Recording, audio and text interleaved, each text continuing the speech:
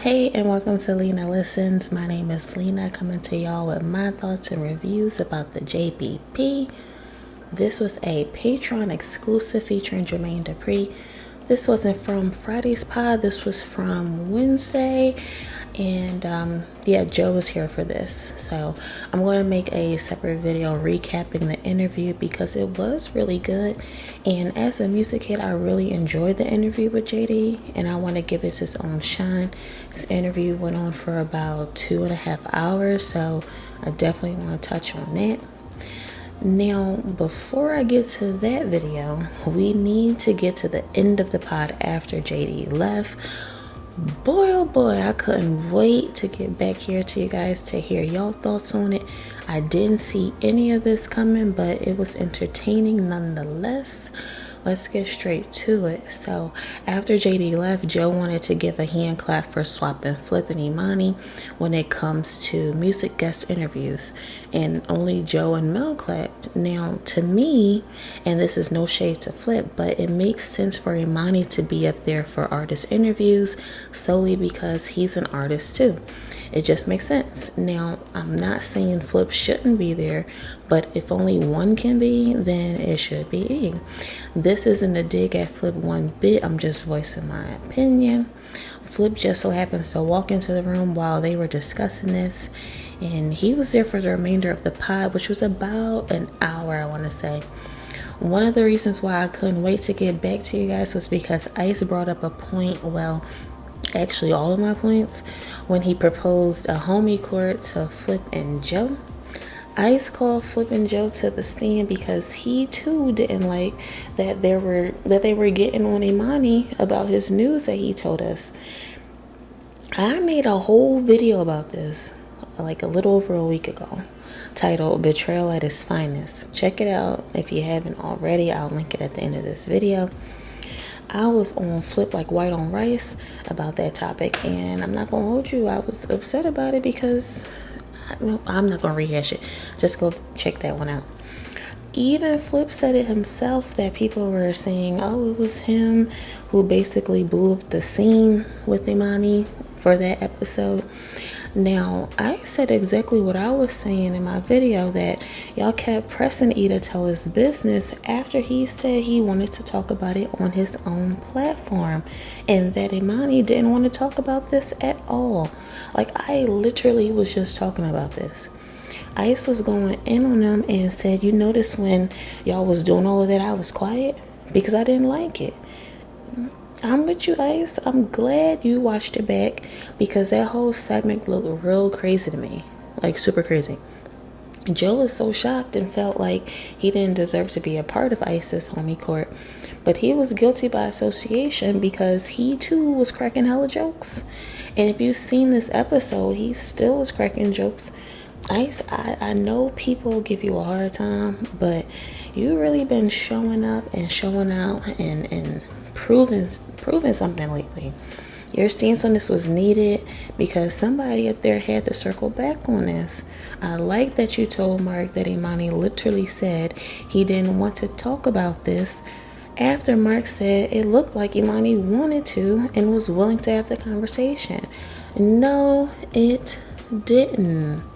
Anyone with eyes can see that Emani didn't want to address this. And Emani said that in that moment, like, yeah, I actually didn't want to talk about it. Like, he said that.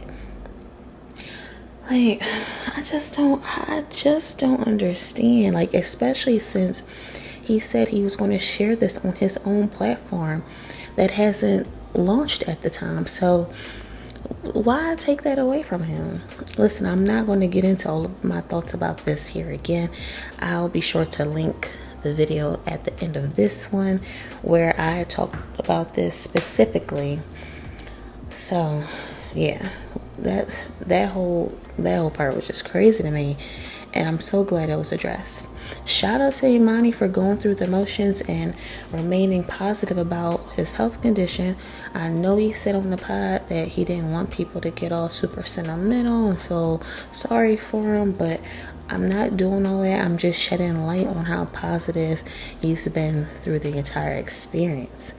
Like, I knew I wasn't tripping when I felt the way about how Flip was cooking Emani during the other segment, when it was just them two going back and forth, or when Flip was really getting on Emani about spilling his beans, talking about his own stuff. I try to put myself in everyone's shoes before I even make an assessment, and it was crazy.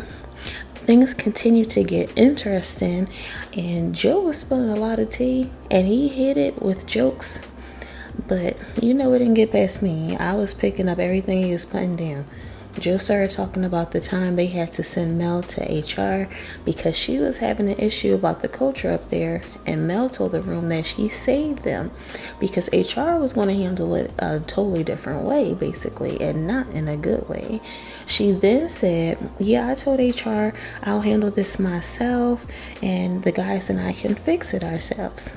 Flip got on her and said, save us. You would have been on the chopping block too. And boy, oh boy, when he started getting into that and he tried to throw Ish in there too, Ish wasn't having it, okay? He wasn't having it. All the laughs and giggles and all that went right out the window. He became hard as a rock in the face. Solid, stoic, okay? He wasn't playing around. He said, don't put my name in that mess. I had nothing to do with nothing. Don't even put my name in it. And I don't blame you. Man, if you've seen this episode, I know you have some takeaways, and I'm here for them all. Y'all know I respond to each and every comment here, so drop them, please. This thing continued to get wilder. You can tell Joe was about to be off for the next pod because he was letting the clip go. The gang started talking about the dynamics up there, specifically Emani and Mel's, and Flip and Joe said we didn't make it like that, alluding to the Emani and Mel situation.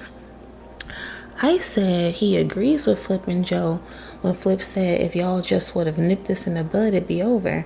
Now that I agree on, and again, in my previous video, I gave Emani kudos for telling Mel that she needs to start addressing these narratives because they've been letting these narratives go for months on end. This happened over a year ago. All of this happened a while ago.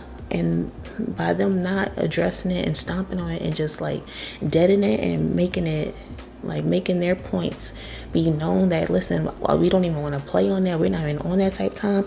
By them not doing it, it just let people run wild with these narratives. And I'm pretty sure if you're here, you've seen all the other narratives on other channels and even with them up there as a collective. So yeah, address it, get it together, because it all looks crazy if you ask me.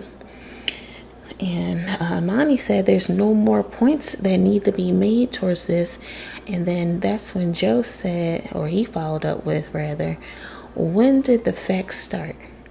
Man, Ice and Flip, you should have seen them. Ice got off that couch so quick. He said, nope, I'm not about to be in this frame. And he didn't say that, but that's what his body language was given. And Flip went ahead and put his hat over his face because they knew what was happening up there. They knew. My mouth dropped to the floor, y'all. I spent around in my desk chair. I was like, oh my gosh, this is getting crazy. And Emani said, what facts? Joe said, the fact. And Emani chuckled and said, what fact? Now they playing silly. They up there playing dumb. Nip this stuff in the bud, because if you don't, you're gonna be looking crazy in the face like they was up there looking crazy in the face. Now this is this is Patreon material. This is what Patreon is about. Okay, this whole last hour, this is what Patreon is for. This is why people pay the money.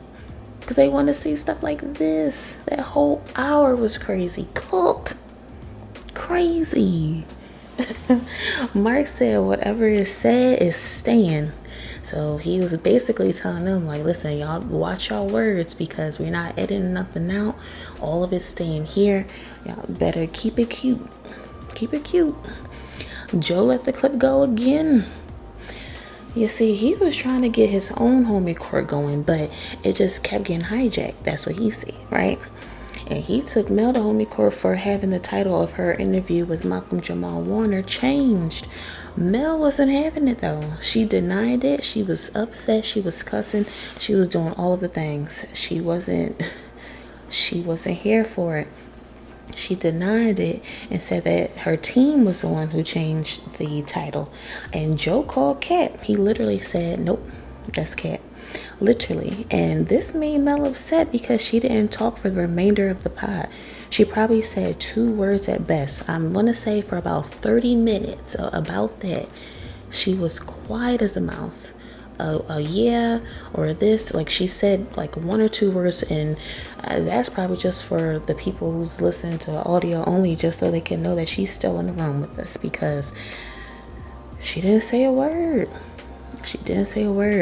Joe said he seen the text thread from Ian regarding the title change, and you can tell he was feeling the way too, because he basically said she was lying. He got stoned in the face too after a while. So I guess the jokes that he was saying, like, homie court supposed to be fun, it's not supposed to be so serious like this, but it got super serious, especially when they touched on that, because Malcolm Jamal Warner is no longer here with us, and it's recent.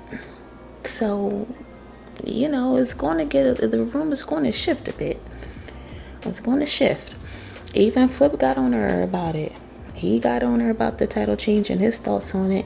It was a lot going on, guys. Like, I'm not gonna hold you. Ice and Ish, Ben left the couch. They didn't want any parts of the mess. When it got real messy, they got up out of there. And Emani spilled the beans, said they were going to hold on to the topics Joe was about to get into for the pod he wasn't going to be on. He, as in Joe, you know, so the gang agreed with Emani, and they basically was like, yeah, you know, we thought about that. That's what we was thinking. And Joe didn't seem too thrilled about it.